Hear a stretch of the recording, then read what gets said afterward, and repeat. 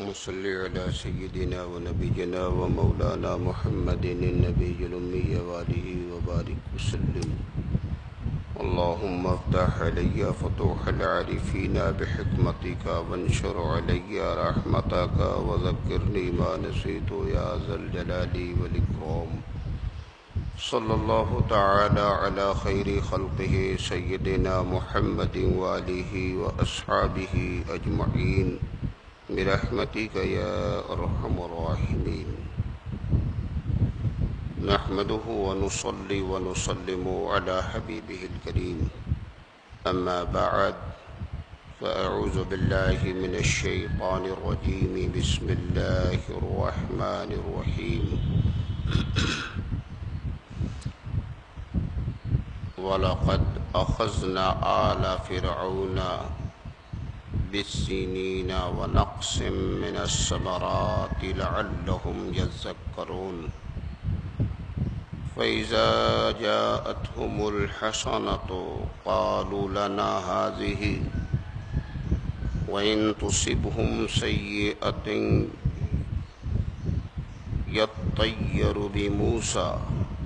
ومن معه ألا إنما طائرهم عند الله ولكن أكثرهم لا يعلمون. وقالوا مهما تأتنا به من آية لتسحرنا بها فما نحن لك بمؤمنين. فأرسلنا عليهم الطوفان والجراد والقمل والضفادع والدم آيات مفصلات فاستكبروا وكانوا قوما مجرمين. ولما وقع عليهم الرجز قالوا يا موسى ادع لنا ربك بما عهد عندك لئن كشفت عنا الرجز لنؤمنن لك ولنرسلن معك بني إسرائيل. فلما كشفنا عنهم الرجز إلى أجل هم بالغوه إذا هم ينكثون. فانتقمنا منهم فأغرقناهم في اليم بأنهم كذبوا بآياتنا وكانوا عنها غافلين. آمنت بالله صدق الله مولانا العظيم وصدق رسوله النبي الكريم ونحن على ذلك لمن الشاهدين والشاکرین والحمد للہ رب العالمین. بزم فیض القرآن میں شرکت فرمانے والے و آن لائن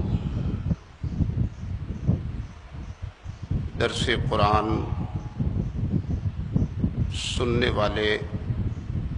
اور سماعت کا شوق رکھنے والے احباب ملت و برادران اہل سنت و جماعت، السلام علیکم ورحمۃ اللہ وبرکاتہ. آئیے جی لگا کر سب سے پہلے ہم اور آپ انتہائی محبت کے ساتھ یک زبان و یک خیال ہو کر حضور سراپا نور سرکار احمد مجتبیٰ محمد مصطفیٰ علیہ تحیت و ثناء کی بارگاہ بے کس پناہ میں جھوم کر بآواز بلند درود و سلام کا نذرانہ پیش کریں اور سب مل کر پڑھیں اللہم صلی علی سیدنا و نبینا و مولانا محمد النبی الامی وآلہ وبارک وسلم.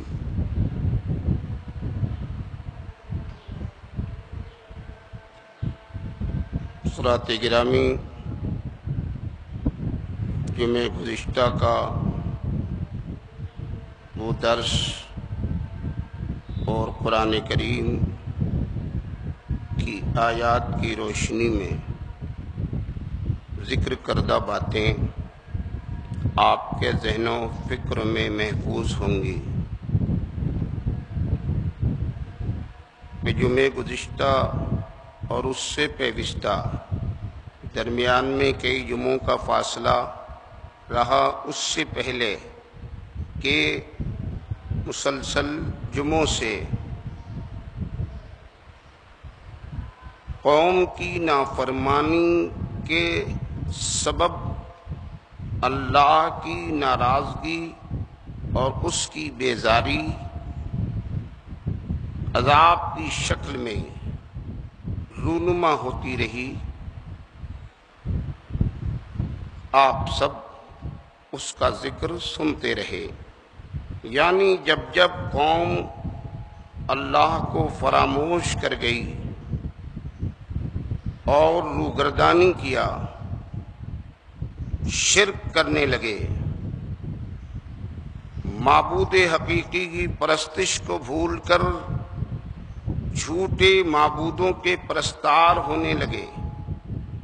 تو اللہ نے ان کی ہدایت کے لیے نبیوں کو بھیجا، اور قوم میں جس نے ان نبیوں کو خدا کا پیغامبر جان کر تابعداری کا عہد کر لیا اور گمراہی سے باز آ گئے، تو اللہ نے انہیں محفوظ و مامون فرمایا، اور قوم کے وہ لوگ جو سرکشی پر آمادہ رہے تو پھر اللہ نے نتیجتاً انہیں عذاب میں گرفتار کیا، اور پھر پوری قوم، علاقے کا علاقہ، بستی کی بستی تباہ و برباد ہو گئی، جس کا مسلسل ذکر آپ نے سنا۔ اور اب یہ کہ حضرت موسیٰ علیہ السلام کا ذکر چل رہا ہے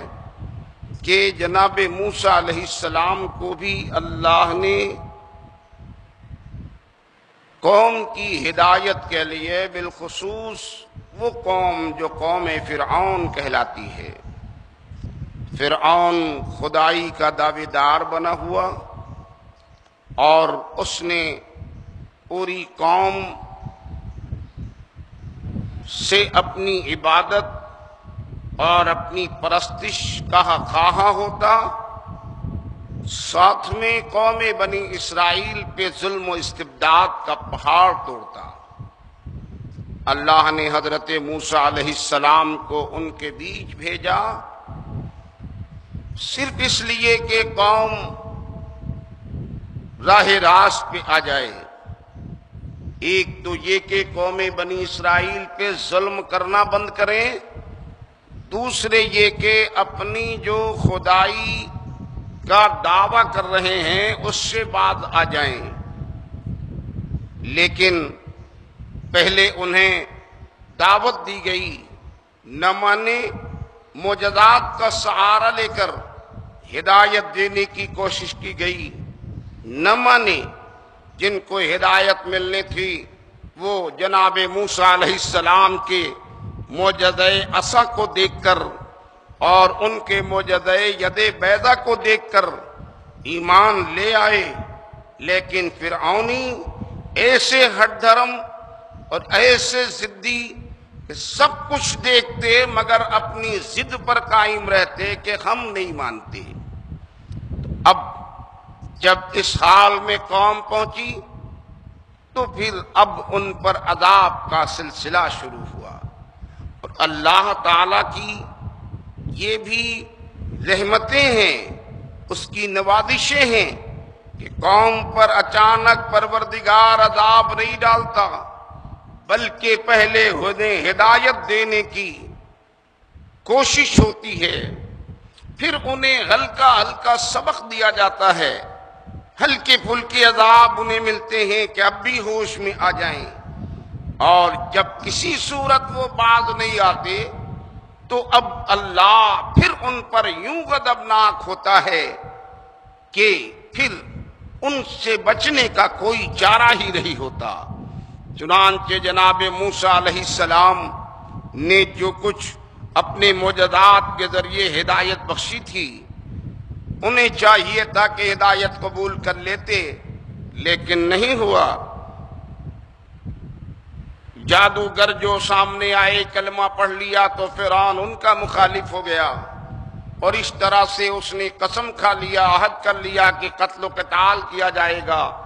ظلم و بربریت کی انتہا کی جائے گی۔ اس طرح سے وہ اپنی ضد پر، اپنی ہٹ دھرمی پر رہا کہ اللہ تعالی نے اب ان پر عذاب کا سلسلہ شروع کر دیا، اس طور پہ کہ حضرت موسیٰ علیہ السلام تنگ آ گئے، عاجز آ گئے، دعوت دے کر، ہدایت دے کر، دلیلیں دے کر، فہمائش کے ذریعے ہر طرح سے جب جناب موسیٰ علیہ السلام سمجھ گئے کہ یہ قوم ماننے والی نہیں ہے، تو اللہ کی بارگاہ میں اب حضرت موسیٰ علیہ السلام نے دعا کر دیا کہ مولا یہ فرعونی باز آنے والے نہیں ہیں، یہ فرعونی باتیں ماننے والے نہیں ہیں، یہ فرعونی تیری تابعداری کرنے والے نہیں ہیں، مولا اب تو مناسب جو ہو ان پر اس طرح کی تدبیریں فرما، اور ان پر جو عذاب سزاوار ہو وہ تو ان پر نازل فرما۔ حضرت موسیٰ علیہ السلام مستجاب الدعوات ہیں، نبیوں کی دعائیں ٹالی نہیں جاتی، ہر بندے کی دعا خدا قبول کرتا ہے۔ وہ تو پیغمبر ہیں، وہ تو نبی ہیں، وہ تو محبوب ہیں، وہ تو رب کی بارگاہ کے برگزیدہ ہیں، مقرب ہیں، ان کی دعا کب رد کی جائے؟ اللہ تعالیٰ کی بارگاہ میں جناب موسیٰ علیہ السلام نے جب دعا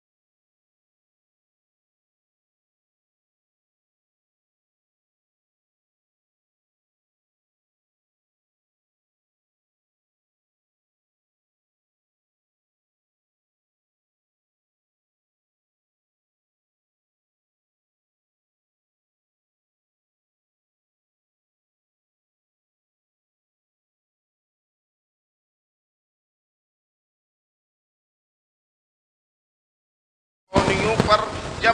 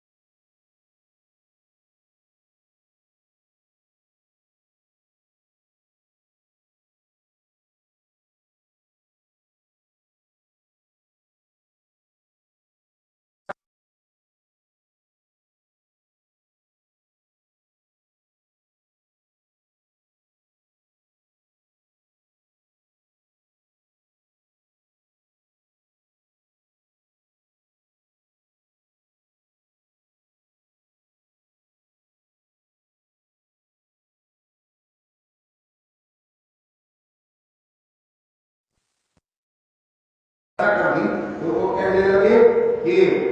جب انہیں بھلائی ملی طاقت میں تھوڑی کمی آئی تھوڑی نقصانات کم ہوئے تو انہوں نے کیا کہا وَإِذَا جَاءَهُمُ الْحَسَنَةُ قَالُوا لَنَا هَٰذِهِ تو جب انہیں بھلائی ملتی تو کہتے کہ ہمارے لیے آسائش ملتی بھلائی ملتی ان کو جب سکون ملتا کچھ راحت کا انتظام ہو جاتا وہ کہتے ہیں یہ ہمارا نصیبہ ہے یہ ہمارے لیے ہے اور جب کوئی مصیبت آتی نا تو اپنے اعمال پر نظر نہیں کرتے اپنی بدعمالیوں کو نہیں دیکھتے اپنے گناہوں کو پر نظر نہیں کرتے بلکہ حضرت موسیٰ علیہ السلام پر داغ دیتے ان کی قوم اور جناب موسیٰ کو بدنام کرتے اور کہتے یہ ان کی وجہ سے ہے یہ ان کی بدشگونی ہے یہ ان کی معذرت موسیٰ ہے کہ ہم مصیبت میں گرفتار ہیں لیکن پتہ نہیں چل رہا ہے کہ قرآن ہمیں یہ ذہن دے رہا ہے کہ اگر تم پر کوئی مصیبت پڑے تو کسی اور کے بارے میں نہ سوچو بلکہ اپنے اعمال پر غور کرو اپنے کردار کو دیکھو اور اگر کوئی تمہیں نعمت ملے نعمت کے ملنے پر یہ نہ سوچو کہ ہمارے بلکہ یہ گمان کرو کہ اللہ کے کسی نیک بندے کی دعا کا اثر ہے کہ ہم نعمتوں سے مالامال ہو یہ غیروں کا طریقہ ہے فرعون کا طریقہ ہے مصیبت آئے تو موسیٰ کی دن آسانی آئے تو اپنا کردار یہ اللہ کو پسند نہیں ہے قرآن کہتا ہے کہ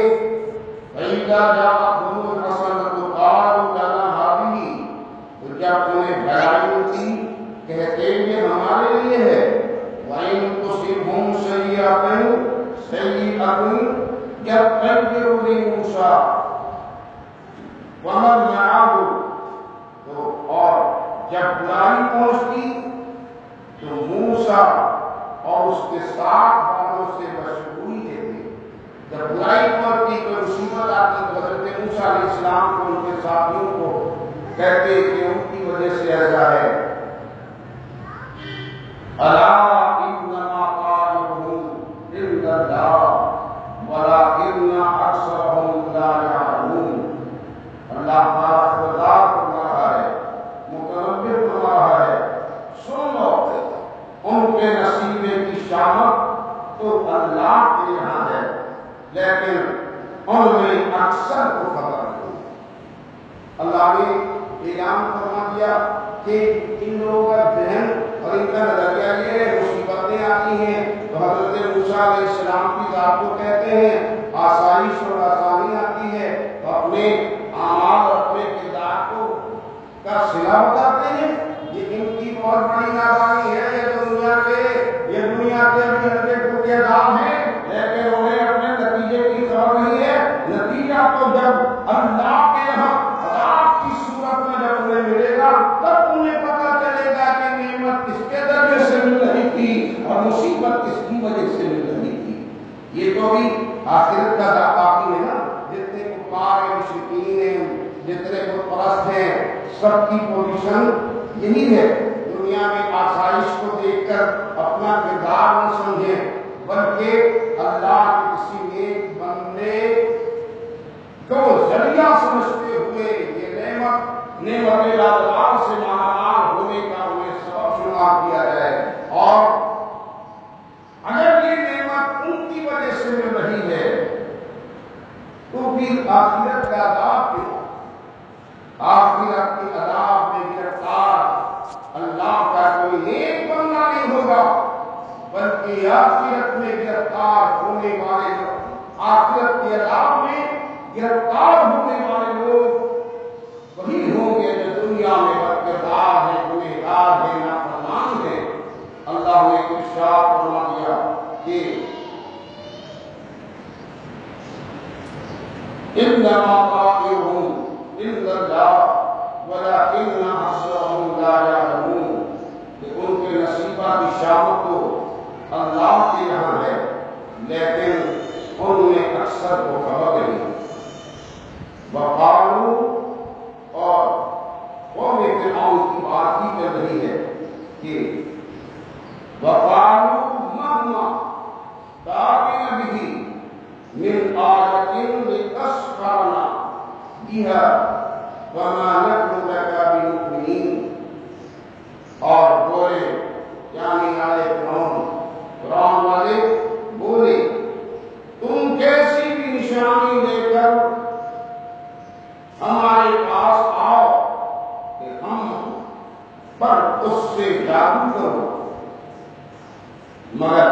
سرکشی کا یہ ہے یعنی آئے فرعون کہتے ہیں حضرت موسیٰ علیہ السلام سے تم کوئی بھی نشانی لے کے آؤ اور ان نشانی کے ذریعے ہم پہ خوب جادو کرو. یعنی جناب موسیٰ علیہ السلام کے ایجادات اور ان کے معجزات کا نام انہوں نے جادو دے رکھا تھا اور یہ کہتے تم کچھ بھی کرو کوئی بھی نشانی لاؤ اور کسی بھی طرح سے تم اپنا جادو دکھاؤ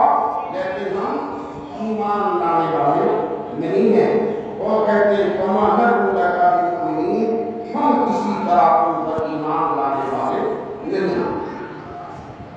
یہ ان کی بدکاری میں مبتلا ہوئے لیکن ہدایت نہیں ملی. گولیاں چلتی رہیں اچھائی ملتی تو اپنا انعام سمجھتے اور کوئی مصیبت آتی تو موسیٰ علیہ السلام کی ذات کو بدنام کرنے کی کوشش کرتے. تو اللہ تعالیٰ نے پھر ان کو سبق سکھانے کے لیے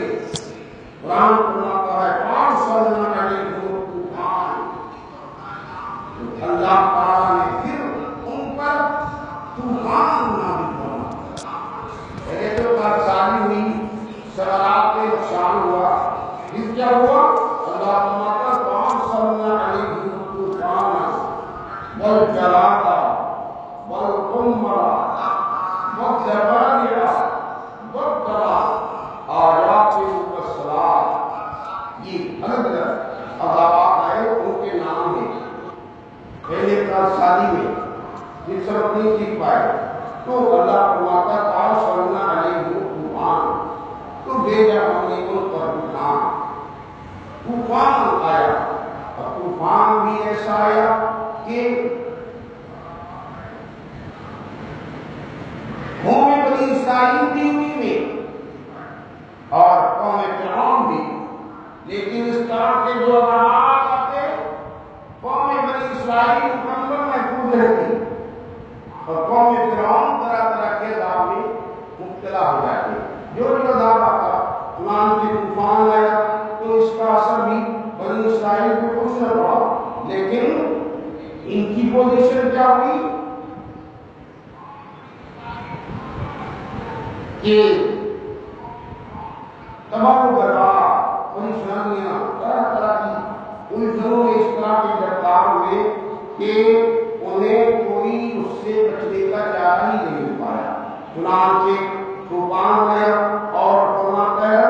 والجراد اور ٹڈی ہمیں داخل کری۔ ٹڈیوں کا ایک طوفان، ٹڈی بھی اس طرح سے آئی کہ ان کے گھروں میں، کھیتوں میں، مکانوں میں اس طرح جو درجوں کو ٹولی در ٹولی ایسی کثرت سے ٹڈیاں آئے ہوتی کہ ان کا بچنا اپنے ساز و سامان کو، کھیت کھلیان کو، اپنے گھرنے کو اور کھیتیوں کے سامان کو بھی بچا نہ سکے، سب ٹڈیوں نے برباد کیا۔ اور پھر اللہ نے ان پر خون کا عذاب نازل۔ خون ایک جانور نہیں، گیہوں میں ہوتا ہے کہ خون گیہوں کو کھا کے بالکل کھوکھلا کر دیتا ہے۔ خون کا عذاب آیا اور یہ خون کا عذاب بھی اس طرح کا ان پر آیا کہ ان کی کھیتیاں، ان کے غلے جو سرمائے کے ہوتے سب کھوکھلا ختم ہو گئے، بالکل ایسے ہلاک ہوئے، ایسے پریشان ہوئے کہ کھانے کے واسطے ساز و سامان بھی بچا نہ ہوتا۔ روایت میں آتا ہے تفسیر کی کتابوں میں اگر کوئی 10 بوری گیہوں چکی میں لے جاتا پیسنے کے لیے تو 10 بوری میں 3 بوری ملتے، 7 بوری آنے جانے میں ایک گیہوں سستا۔ اس طرح سے ان پر ٹڈیوں کا عذاب آیا، خون کا، جوئیں اور گلنی کا عذاب آیا۔ جوئیں ان میں اس طرح سے نازل ہونے لگی کہ گھر گھر میں جوئیں، ان کی پلکوں پہ، بالوں پہ، بدن پہ اور ایک ایک چمڑے کو وہ کھرچ کھرچ کے نوچتی اور کھاتی، اور اس طرح سے تنی ان کے کپڑوں میں پیدا ہوتی، سامانوں میں پیدا ہوتی، کھیتوں میں پیدا ہوتی، جسم میں چیچک کی طرح سے وہ چپکی رہتی اور جسم کو اندر سے کاٹتی رہتی، بے چین اور مضطرب رہتے، کسی حال میں چین نہیں ہوتا، تکلیفیں بے شمار ہوتی، اور جب تکلیفوں میں گرفتار ہوتے تو پھر جناب موسیٰ کی بارگاہ میں کہتے دعا کر دیجئے نجات مل جائے، کہ اپنی نجات مل گئی تو ہم ایمان لے آئیں گے۔ یہ سارے عذاب ہوتے نا ایک ایک ہفتے کا ہوتا، جب ہم پر ٹڈی کا عذاب آیا 1 ہفتے کا، طوفان آیا 1 ہفتے کا، یہ جون کا عذاب آیا 1 ہفتے کا، جب جب اس طرح کا عذاب آتا ہے موسیٰ سے کہتے، پھر حضرت موسیٰ علیہ السلام دعا کرتے تو عذاب پڑ جاتا، 1 مہینہ ان کا آسائش کے لیے پھر مہلت دیا جاتا، ایک عذاب آتا 1 مہینے کی مہلت دی جاتی، اور پھر جب یہ مہینے کی مہلت ملتی تو وہ اس مہینے میں چاہتے کہ ہدایت قبول کر لیں، لیکن نہیں، اپنی سرکشی پر اپنی باتوں سے پھر جاتے، اپنے وعدوں کو یاد نہیں رکھتے،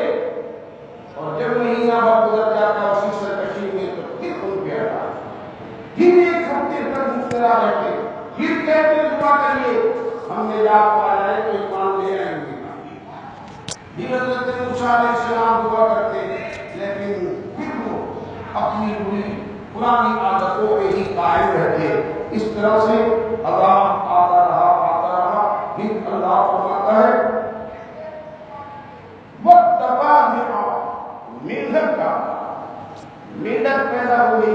ملت اتنی کے گھر میں بستر پہ کھانے میں کھانا کھانے بیٹھتے اس میں ملت ہوتی، کھانا پکانے بیٹھتے اس میں ملت ہوتی، چولہے میں ملت، بستر پہ جاتے اس میں ملت، بولنے کے لیے منہ کھولتے تو ان کے منہ میں ملت پہنچتا، اس طرح سے پریشان ہو گئے۔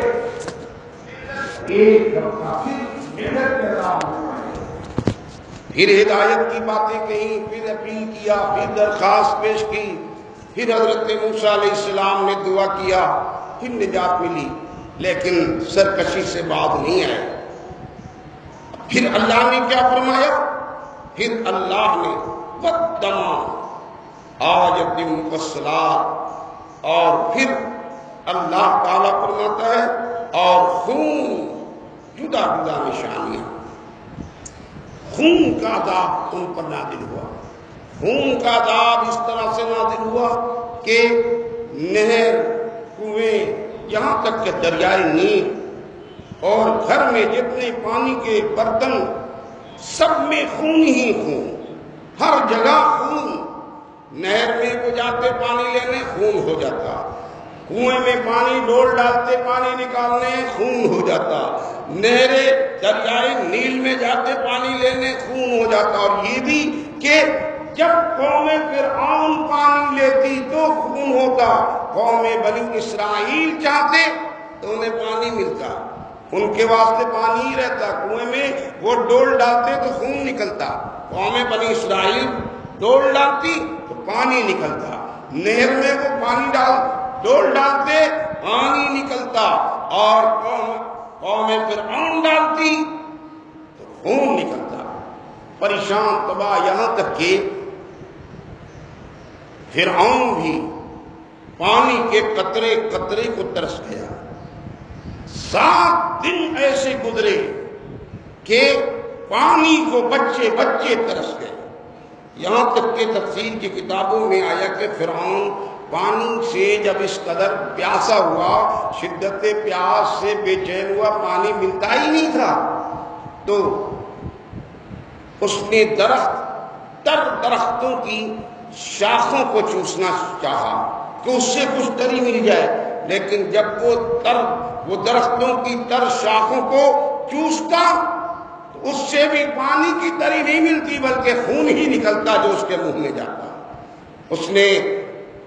قوم بنی اسرائیل کے حالات دیکھے، ان کے یہاں پانی ہے اور ہمارے یہاں پانی نہیں۔ اپنی قوم سے کہا کہ قوم بنی اسرائیل سے کہو جس ڈول سے پانی تم لیتے ہو اسی ڈول سے ساتھ ساتھ ہم بھی لیں، ساتھ میں لیں تاکہ پانی مل جائے۔ قوم بنی اسرائیل جب ڈول سے پانی اپنی ضرورت کے لیے لیتی تو پانی ہوتا، اور جب ان کی طرف ڈالتی تو خون ہو جاتا۔ یہاں تک کہ ان کی عورتیں پانی سے ایسا پریشان ہوئیں کہ بنی اسرائیل کے گھروں میں آتی اور ان کی عورتوں سے کہتی تمہارے پاس تو پانی ہے پلاؤ، وہ انہیں پانی دیتی، برتن میں دیتی، خون ہو جاتا۔ آج اس تباہ ہو گئے، یہاں تک کہ ان کی عورتیں کہتی تم اپنے منہ میں پانی لے کر ہمارے منہ میں کلی کر دو، اور وہ اپنے منہ میں پانی لیتی، پانی رہتا، اور جب ان کے منہ میں کلی کرتی تو خون ہو جاتا۔ ایسا اب آپ اندازہ لگائیے، یہ تو کورونا وائرس کا ایک ہلکا سا مسئلہ ہمارے سامنے ہے کہ پوری دنیا کس طرح پریشان ہے، کس طرح تباہ ہے، اور اس قوم کا کیا عالم ہوگا جس کے واسطے پانی کا قطرہ قطرہ ترسایا جا رہا ہو، پانی 7 دن گزر گیا ہو اور ایک قطرہ کسی کے منہ میں نہ پہنچا ہو، جب پانی پینے کی کوشش کیا ہو تو وہ خون کا قطرہ بن کے اتر رہا ہو۔ کتنا خطرناک عذاب ہے، لیکن قوم ہے اپنی ضد پر لی ہے، سرکشی جلدی جاتی نہیں ہے۔ لوگوں کا بہت گمان تھا یہ وائرس کی وبا جو پھیلی ہے پوری دنیا پریشان ہے، بہت سے حکمراں چھوڑ کے بھاگیں گے، ظلم ختم ہو جائے گا، انتہا کو پہنچ جائیں گے، انہیں عبرت مل جائے گی، سبق سیکھ لیں گے۔ لیکن یہ بھی خیال رہے کہ جو سرکش قوم ہوتی ہے وہ جلدی سنبھلنے کا نام بھی نہیں لیتی، ہلکے ہلکے ان پہ اثرات پڑتے ہیں، وہ عبرت نہیں حاصل کرتی، اور نتیجتاً پھر وہ ہوتا ہے اللہ نے جو قوم فرعون کے ساتھ کیا۔ قرآن کریم انہی تمام عذابات کا ذکر فرما رہا ہے۔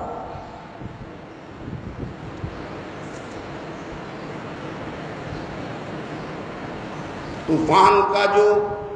پہلے جو طوفان آئے اس سے پہلے قحط سالی ہوئی۔ اب قحط سالی میں آپ سب جانتے ہیں کہ صاحب زمین خشک ہو جاتی ہے، کھیتیاں تباہ ہو جاتی ہیں، ہریالی ختم ہو جاتی ہے۔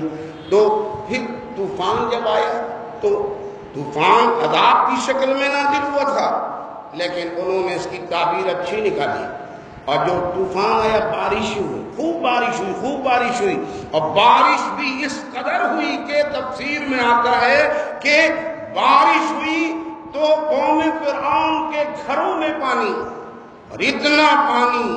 پانی کہ لوگوں کی ہسلیوں تک پہنچا ہوا، اور انہی کے بغل میں بنی اسرائیل کا سٹا ہوا مکان ہے، ان کے گھر میں پانی ہی نہیں، ان کو پوری آسائش ہے، ان کے گھر میں پانی اتنا کہ ہسلیاں ڈوب گئیں، بغل میں پڑوسی بنی اسرائیل کے لوگ ہیں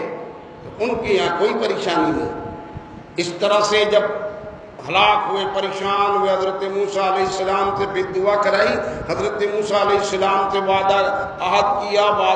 کیا کہ ہم ایمان لے آئیں گے۔ موسیٰ علیہ السلام نے دعا کر دیا تو عذاب پانی کا ختم ہوا۔ اب جو پانی کا عذاب ختم ہوا تو پھر ہریالی پھیلی، گھاس اگے، پودے اگے، کھیتیاں سرسبز و شاداب ہوئیں، خوب پھل نکلے۔ تو یہ پھل جو نکلے تھے اور یہ ہریالی جو آئی تھی، انہیں سبق سکھانے کے لیے تھی، لیکن نتیجہ غلط نکالا، اور یہ کہہ رہے وہ تو بیکاری ہم نے وعدہ کر لیا، یہ تو ہمارے حق میں انعام تھا، ہماری پاس سالی دور ہوئی، ہمارے یہاں یہ پھل پیدا ہو گئے، ہمارے پاس تو غلوں کی کمی نہیں ٹھہری۔ پھر وہ سرکشی پر آمدہ رہے، اور جب اس طرح سے پھل اگنے، کھیتی کے اگنے پر وہ خوش و خرم ہوں گے تو اللہ نے ٹڈی بھیج دیا، پھر گھن بھیج دیا تاکہ پھر نقصان جو ہو تو سمجھ میں آئے۔ لیکن جب کوئی پریشانی میں آتے تو دعا کی اپیل کرتے، اور جب پریشانیوں سے کچھ آسائش کی راہ مل جاتی تو پھر اپنی سرکشی پر آمادہ رہتے۔ چنانچہ اللہ تعالیٰ نے ارشاد فرمایا، وَاسْتَكْبَرُوا وَكَانُوا قَوْمًا مُجْرِمِينَ، کہ بھیجا ہم نے ان پر طوفان، ٹڈی اور گھن، کلنی یا جوئیں اور میڈک اور خون، جدا جدا نشانیاں، تو انہوں نے توبہ نہیں کیا، نادم نہیں ہوئے۔ قرآن کہتا ہے وَاسْتَكْبَرُوا، انہوں نے تکبر کیا، اس پر بھی اڑے رہے۔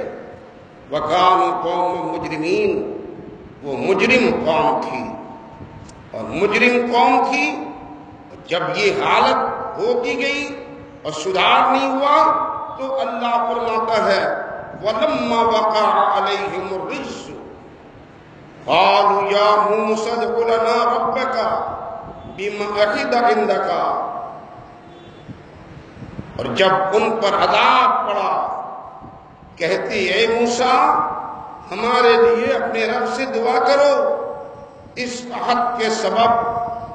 جو اس کا تمہارے پاس ہے،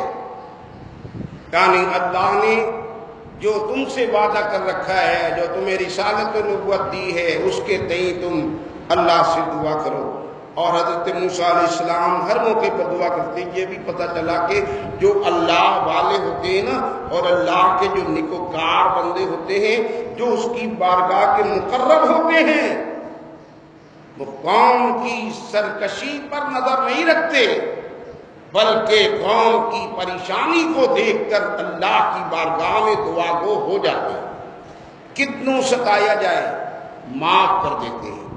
یہی تو ملا نا تمام اولیاء کے، مشائخ کے، بزرگوں کے حالات میں آپ دیکھیں کہ ستایا گیا، پریشان کیا گیا، لیکن انہوں نے کبھی بدلہ نہیں لیا، اب وہ درگزر سے ہی کام لیا۔ حضرت یوسف علیہ السلام کے بھائیوں نے جناب یوسف علیہ السلام پر کتنے مظالم ڈھائے، ننھی عمر میں ان کے والد جناب یعقوب علیہ السلام سے جدا کرا کے دھوکہ دے کر سیر و تفریح کے نام پر لے گئے، اور جنگل میں لے جا کر ننھی عمر میں حضرت یوسف علیہ السلام کو ستایا، مارا پیٹا، دد و کوب کیا، یہاں تک کہ قتل کر دینا چاہتے تھے، لیکن مشیت کا تقاضا تھا، قتل نہیں کر سکے۔ اس ننھی عمر میں 7 سال یا 9 سال کی عمر حضرت یوسف علیہ السلام کی رہی کہ ایسی ننھی عمر میں ان کو ستایا، دد و کوب کیا، قتل کرنا چاہا، نتیجتاً اخیر میں انہیں اندھے کنویں میں ڈال دیا۔ یہ ظلم نہیں ہے، لیکن اللہ تعالیٰ نے جناب یوسف علیہ السلام کو نبوت کا تاج عطا فرمایا تھا، قوم کی ہدایت کے لیے پیدا کیا تھا۔ قوم بنی اسرائیل کہ یہ وہ ابتدائی پیشوا لوگ تھے جہاں سے قوم بنی اسرائیل کی شروعات ہو رہی تھی۔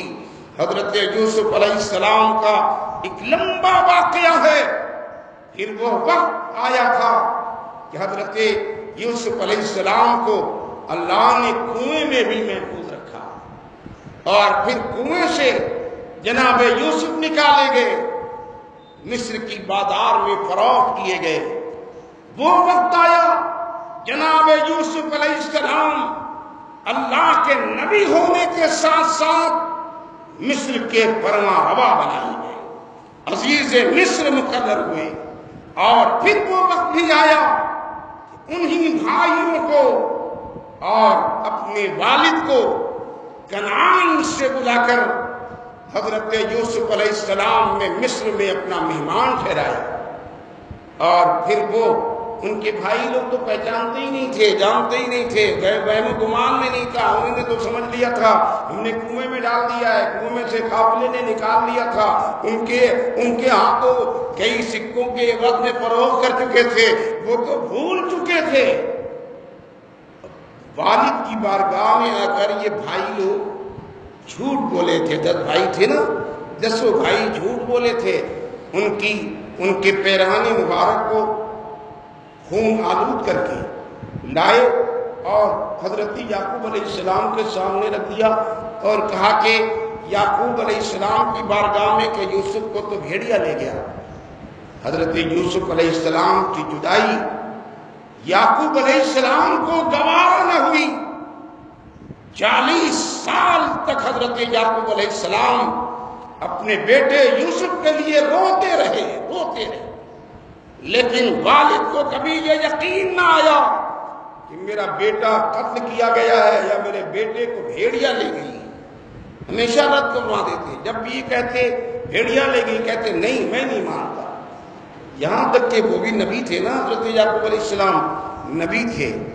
اللہ تعالیٰ کی بارگاہ میں سوال کیا میرے یوسف کا کیا معاملہ ہے،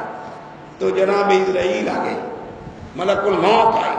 اور ملک الموت نے آ کر جناب یعقوب کو بتایا کہ آپ کے بیٹے کی روح تو میں نے قتل نہیں کی ہے، اسی دنیا میں ہوگا، آپ جہاں چاہیں پتہ کریں۔ اس سے کنفرم ہو گیا تھا حضرت یعقوب کو کہ ملک الموت نے آ کر خود بتا دیا ہے جو سب کی روح قبض کرنے کا کام کرتے ہیں وہ آپ کے بیٹے کی روح میں نے قبض نہیں کی، اور جب وہی قبض نہیں کی تو مرنے کا سوال ہی کیا ہے۔ لاکھ بیٹے کہتے لیکن کبھی نہیں مانے۔ زمانہ آیا اللہ تعالیٰ کو نبوت کا آفتاب بلند کرنا تھا اور دکھانا تھا کہ دیکھو دنیا کے برا چاہنے سے کچھ نہیں ہوتا، وہی ہوتا ہے جو منظور خدا ہوتا ہے۔ اللہ کی جو مشیت ہوتی ہے اسی کے مطابق ہر کام ہوتا ہے۔ اب ایسا ظلم ڈھایا، اس طرح کیا، سب کچھ کیا، بات لمبی ہے، تفصیل تو ابھی سورہ یوسف میں ہم لوگ چلیں گے انشاءاللہ، پوری تفصیل آئے گی۔ آپ ضمناً دیکھیں وقت وہ آیا تھا کہ 10 بھائی یوسف علیہ السلام کے سامنے مصر میں ان کے محل میں اکٹھا تھے، حاضر تھے، اور آج عقل کا تقاضا یہی تھا یوسف ان تمہارے سوتیلے بھائیوں نے بچپن میں جو تم پر ظلم کیا تھا، آج تم فرما روائے مصر ہو، عزیز مصر ہو، حکمرانی تمہارے ہاتھوں میں ہے، اپنا بدلہ لے لو۔ لیکن جناب یوسف علیہ السلام نے اس بھرے دربار میں اپنی پہچان بھی کرایا۔ انہیں یقین نہیں تھا کہ یہی میرا بھائی یوسف ہے، دلیلوں سے ثابت کیا کہ میں تمہارا بھائی یوسف ہوں، اور پھر ان سے پوچھا کہ اب تمہارے ساتھ کیا ہونا چاہیے۔ کام یہ بھائی سب شرمندہ، چاہتے یوسف علیہ السلام قید خانے میں ڈلوا دیتے نا، آج تو حکمرانی ہاتھوں میں، چاہتے تو تختہ دار پہ کھڑا کرا دیتے، لیکن دربار میں جناب یوسف نے اپنے بھائیوں کو گلے لگا دیا، اور فرما دیا کہ سب تمہاری غلطیاں میں نے معاف کر دیا۔ یہ اللہ والوں کا دل ہوتا ہے، خدا والوں کا جگر ہوتا ہے، ظلم سہتے ہیں مگر معاف کر دیتے ہیں۔ جناب موسیٰ علیہ السلام کو قوم فرعون پریشان کر رہی ہے، ستا رہی ہے، قوم بنی اسرائیل کو غلام بنا کر رکھ لیا ہے، ظلم و استبداد کے پار توڑ رہی ہے قوم فرعون، لیکن حضرت موسیٰ علیہ السلام کا جگر ہے، ان کا گردہ ہے، ان کا حوصلہ ہے، ان کی ہمت ہے۔ جب قوم عذاب میں گرفتار ہوتی ہے تو آپ سے دیکھا نہیں جاتا، اللہ کی بارگاہ میں دعا کر دیتے ہیں، دعا کر دیتے ہیں تو آسائش کا دروازہ کھل جاتا ہے۔ اب تو انہیں چاہیے کہ ہدایت قبول کر لیں۔